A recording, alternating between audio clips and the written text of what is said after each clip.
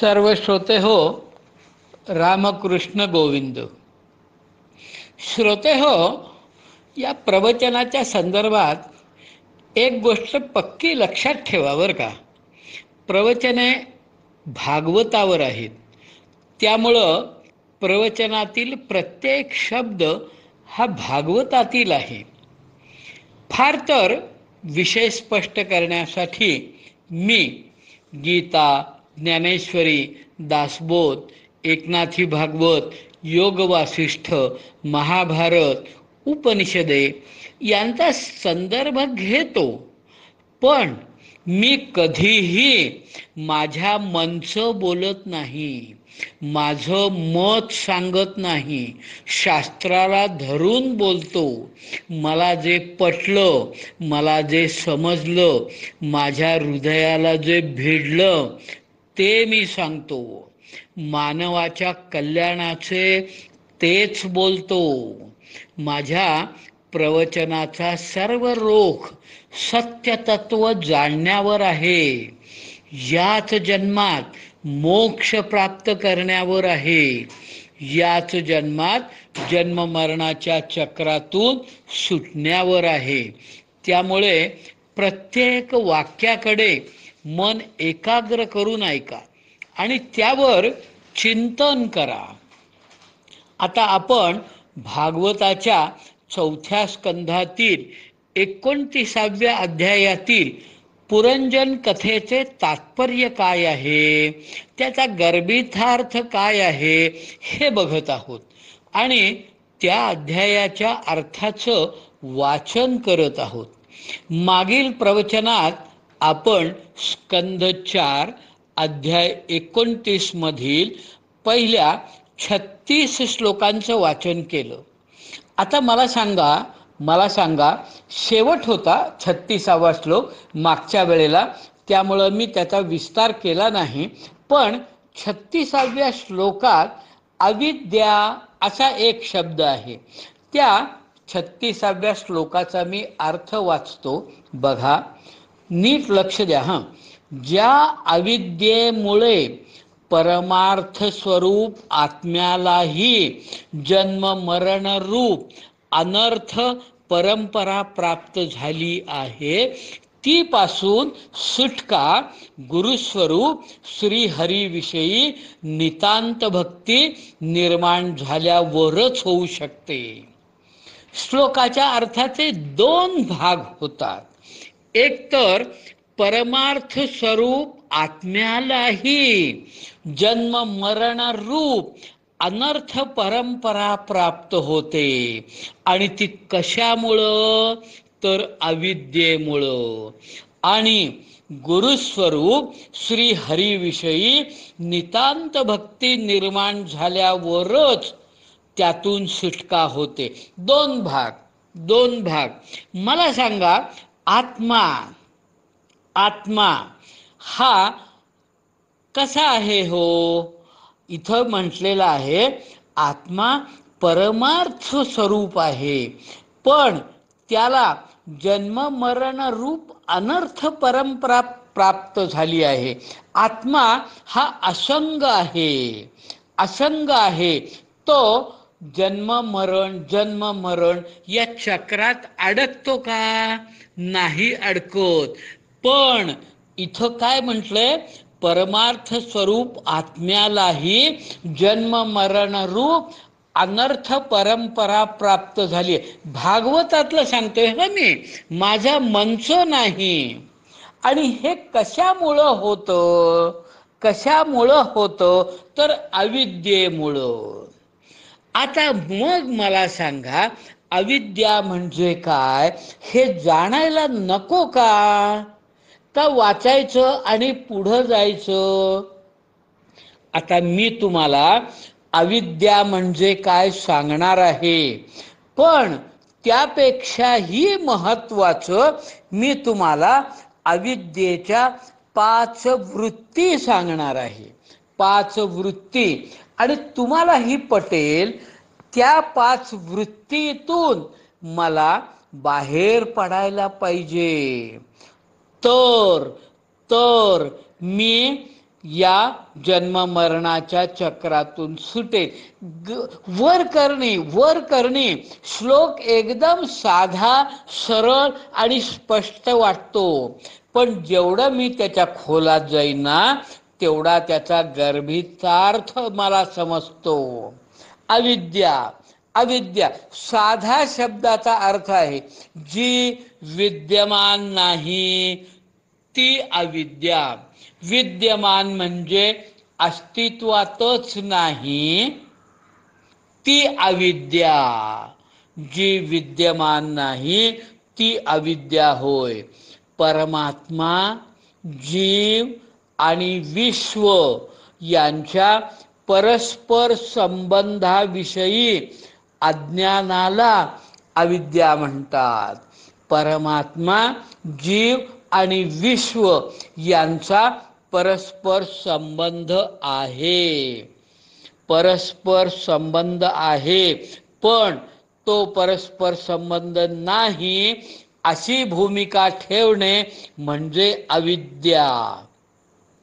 असत पदार्थाच्या, नीट लक्ष द्या, असत पदार्थाच्या प्रकाशनाची शक्ती म्हणजे अविद्या.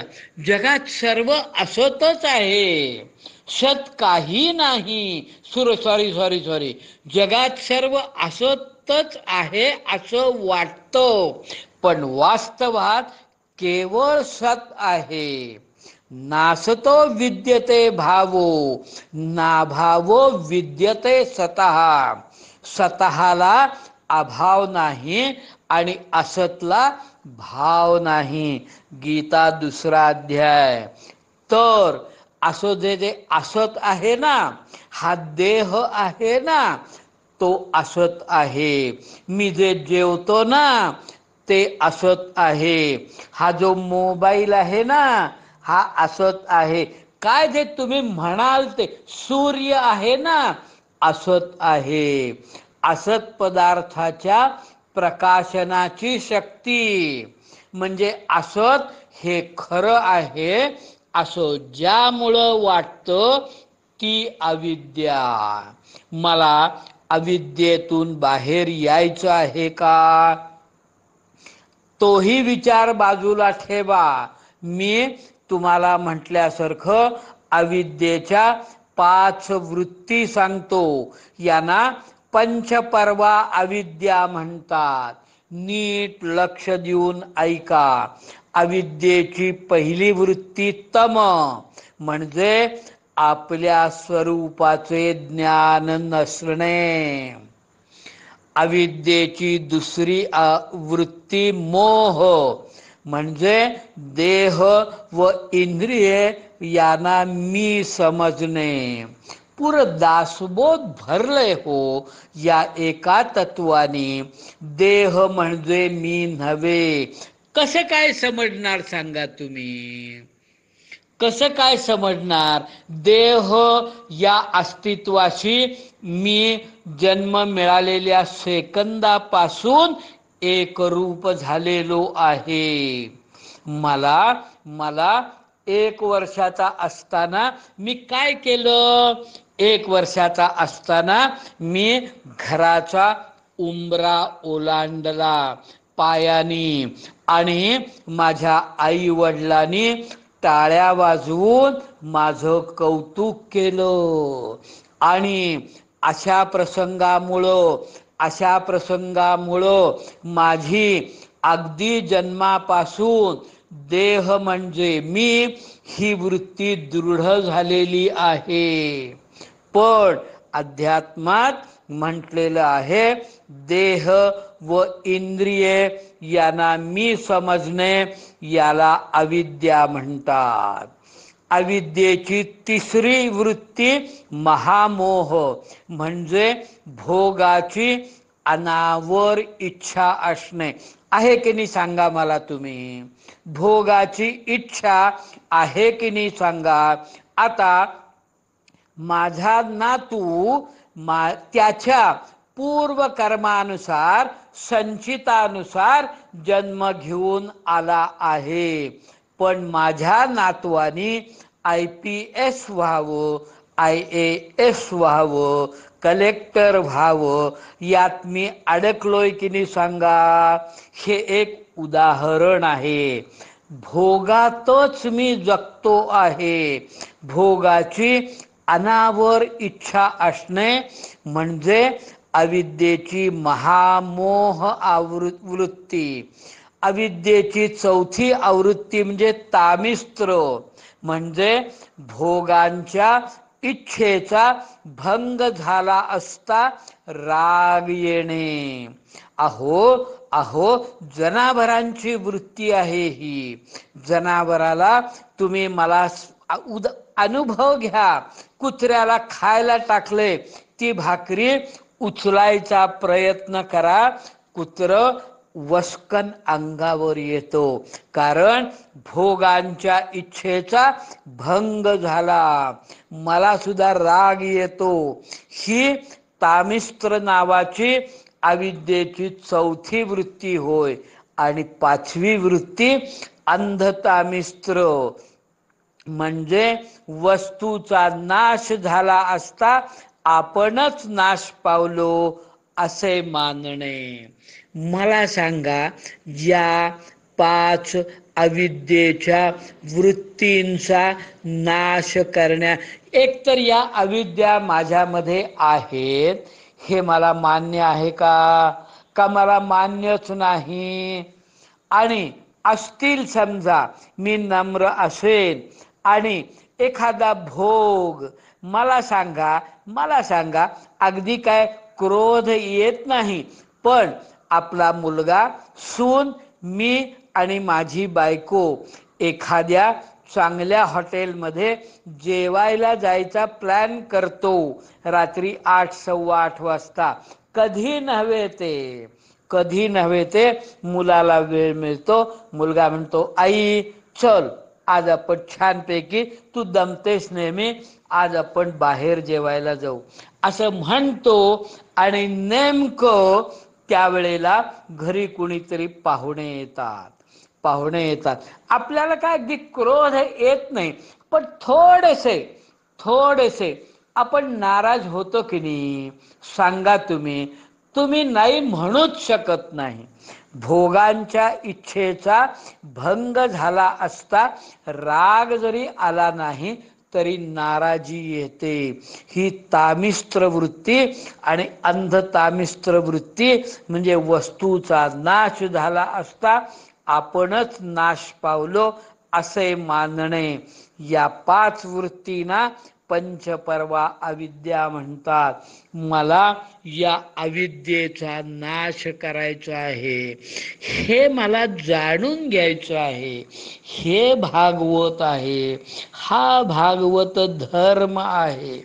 मला नुसतं वाचत, मी तुम्हाला सांगितलं 29वा अध्याय वाचा, अजूनही सुद्धा सांगतोय 29व्या अध्यायाचा अर्थ 2-2, 3-3 वेळा वाचा, पण समजून घेऊन वाचा हो.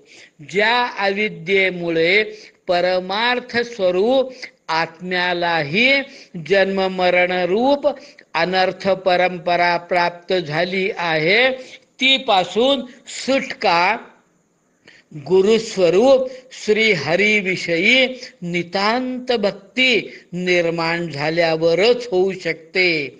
37वा श्लोक.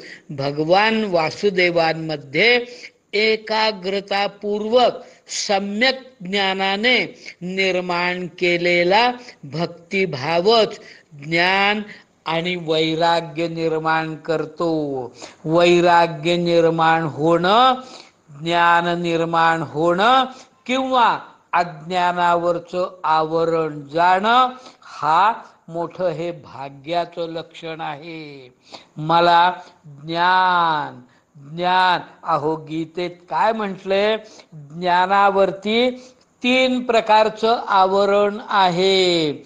आणि ते कसं जातं, तर पहिलं उदाहरण, आपण 8 दिवस बाहेर गावी काश्मीरला जातो. 8 दिवसानंतर आल्यावर आपल्या असं लक्षात येतं की आपल्या घरातल्या बेसिनवरच्या आरशावर धूळ साठली आहे. मग आपण काय करतो? काय करतो तर फुंकर मारतो आणि फडक्याने किंवा कागदाने ती धूळ पुसून काढतो, आरसा स्वच्छ होतो. तसं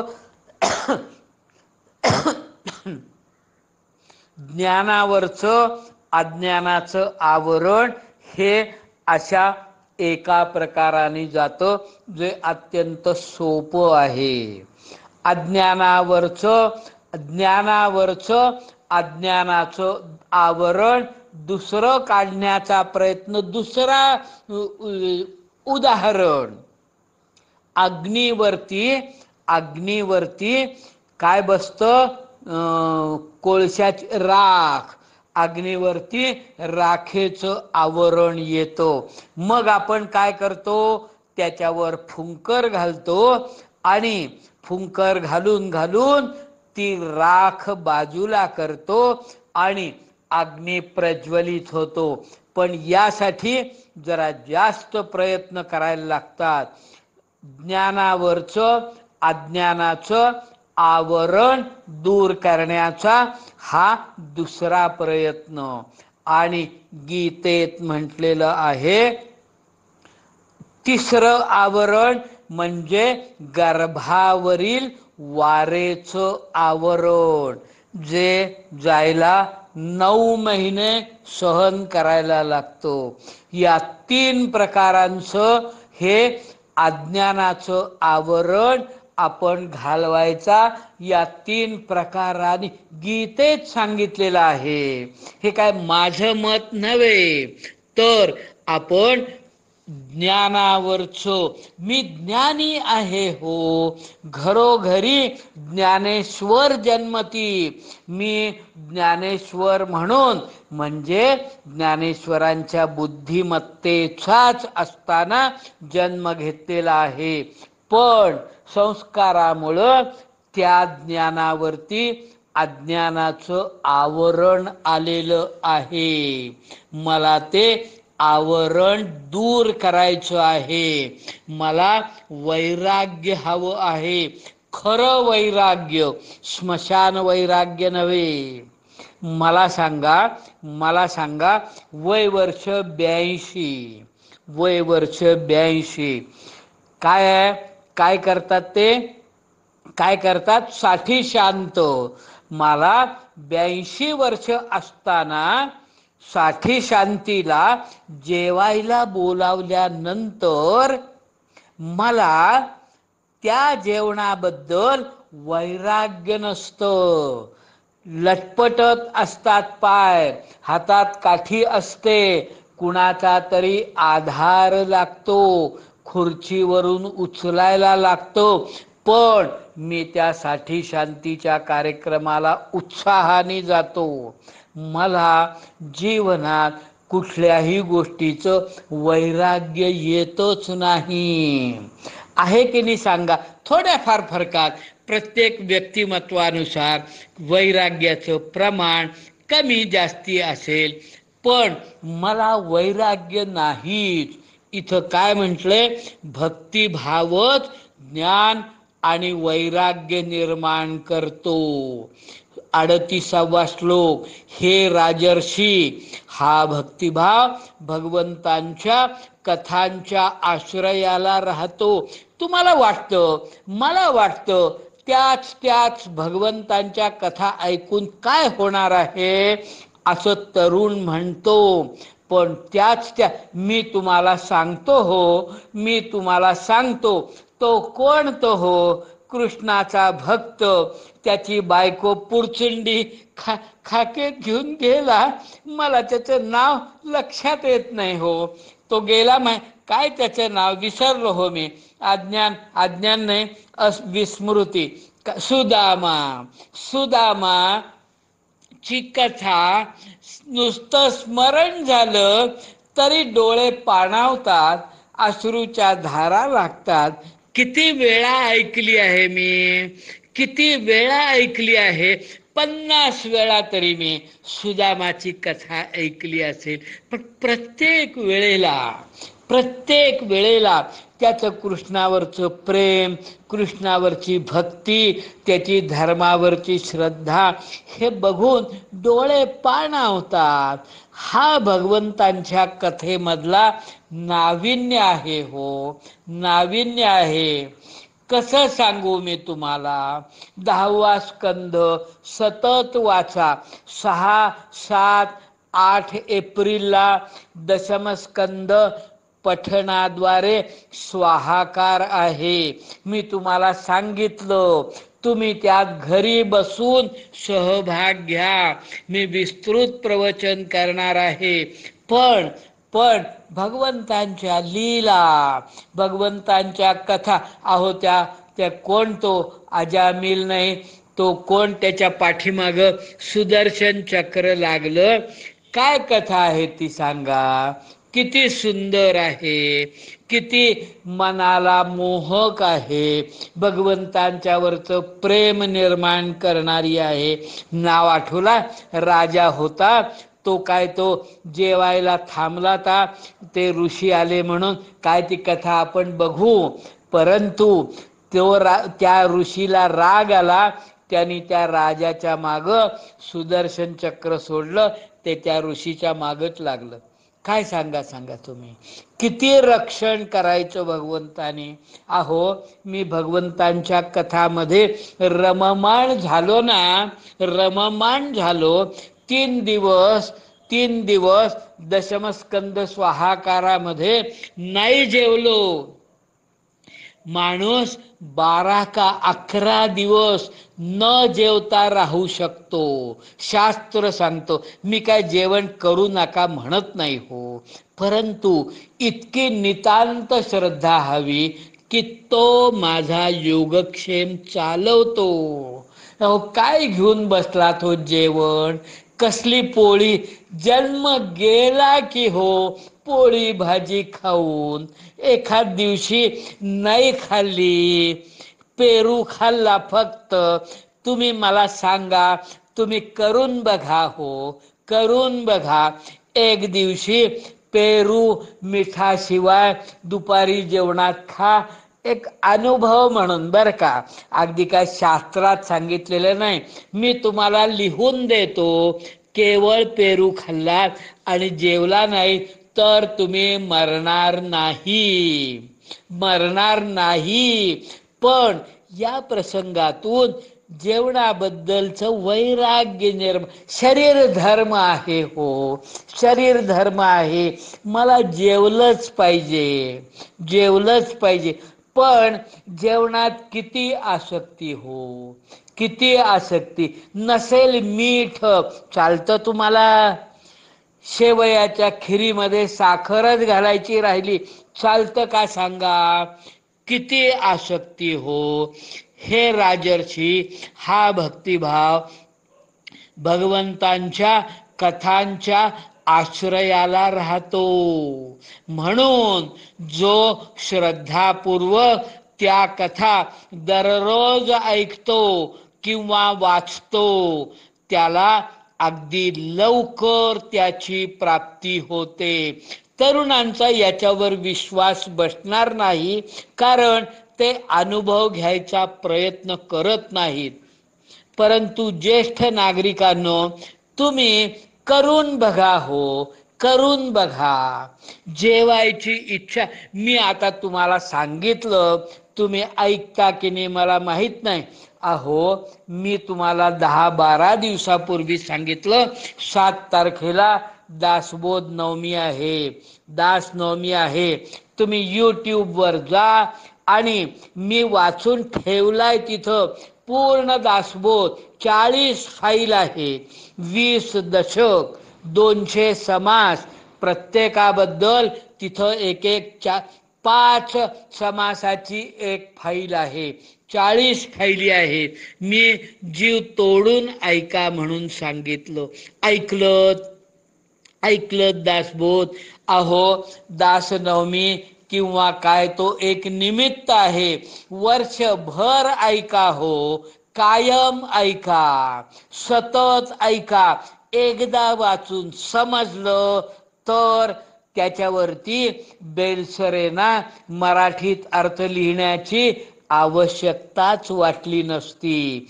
आणि दासबोधाच्या ओव्यावरची मराठी बेलसऱ्यांचं स्पष्टीकरण वाचून सुद्धा समजत नाही. पण तुम्ही अनेक वेळेला ओव्या ऐका, मनपूर्वक ऐका. मी काय करतो माहितीये का? दासबोध घेतो, समोर ठेवतो, यूट्यूबवर दासबोध लावतो, कानाला मशीन लावतो, एकाग्रतेने ऐकतो आणि वाचतो. मला जेवायची भ्रांत राहत नाही किंवा जेवायची इच्छाच होत नाही. याला म्हणतात वैराग्य. हे राजर्षी, हा भक्तिभाव भगवंतांच्या कथांच्या आश्रयाला राहतो. भक्तिभाव बर का. म्हणून जो श्रद्धापूर्वक त्या कथा दररोज ऐकतो किंवा वाचतो त्याला अगदी लवकर त्याची म्हणजे भक्तिभावाची आणि पर्यायाने भगवंतांची प्राप्ती होते. मी भागवत सांगतोय, वाचतोय बर का, श्लोकाचा अर्थ वाचतोय, माझ्या मनचं काही सांगत नाहीये. राजा ज्या ठिकाणी भगवत गुण सांगण्यासाठी आणि ऐकण्यासाठी तत्पर असणारे विशुद्ध चित्ताचे भक्तजन राहतात ना, त्या साधू समाजात सगळीकडून महापुरुषांच्या मुखातून निघालेल्या श्री मधुसूदन भगवंतांच्या चरित्ररूप शुद्ध अमृताच्या अनेक नद्या वाहत असतात. जे लोक अतृप्त चित्ताने ऐकण्यासाठी तत्पर होऊन आपल्या कानानी त्या अमृताचे सेवन करून तृप्त होतात, त्यांना तहान, भूक, भय, शोक आणि मोह काहीच बाधा करू शकत नाही. भागवतात लिहिलंय. आता मी वरती म्हणालो, हे वाचल्यानंतर तहान लागत नाही, भूक लागत नाही, भय नाही, शोक नाही, मोह नाही. भागवत म्हणते, माझं मत नव्हे हो, नव्हे. तुम्ही प्रयत्न करून बघा, करून बघा. रुक्मिणी स्वयंवराची कथा ऐका. 5 अध्याय आहेत, रास पंचाध्यायी. वाचा, दशमस्कंद सतत वाचा भागवताचा.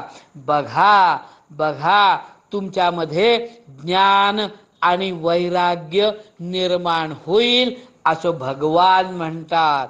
भागवतात म्हटलेलं आहे, अरे रे, नैसर्गिकरित्या प्राप्त होणाऱ्या तहान भूक या विघ्नांनी सदैव घेरलेला जीव समुदाय श्रीहरीच्या कथामृत सागरावर का बरे प्रेम करत नाही? काय सांगायचं? नारायण हरी. आपण 36, 37, 38, 39, 40 आणि 41 एवढ्या श्लोकांचे अर्थ बघितले. आपल्याला 4 स्कंद 29 अध्यायामधल्या 85 श्लोकांपर्यंत आपल्याला चिंतन करायचं आहे. पुढील चिंतन पुढील प्रवचनात. पण तोपर्यंत याच्यावरती चिंतन करा, विचार करा. भागवतावरती प्रवचन आहेत, भागवतावरती प्रवचन आहेत. भागवताच्या बाहेरचं मी शब्दही उच्चारत नाही. मी हात जोडून नम्र प्रार्थना करतो, तुम्ही याचा भरपूर प्रसार करा. लोकांच्या पर्यंत ही प्रवचनं पोचवा. तुमच्या फोनमध्ये जेवढे जेवढे काही कॉन्टॅक्ट्स आहेत सगळ्यांना पाठवा हो. लोक कल्याणासाठी माझा जन्म आहे. लोक कल्याणासाठी तुमचा जन्म आहे. बरं, यात तुम्हाला मी जे काय सांगतो त्याला पैसे पडतात का? काय पडतं सांगा? तर कृपया याचा प्रसार करा. ठीक आहे. रामकृष्ण गोविंद.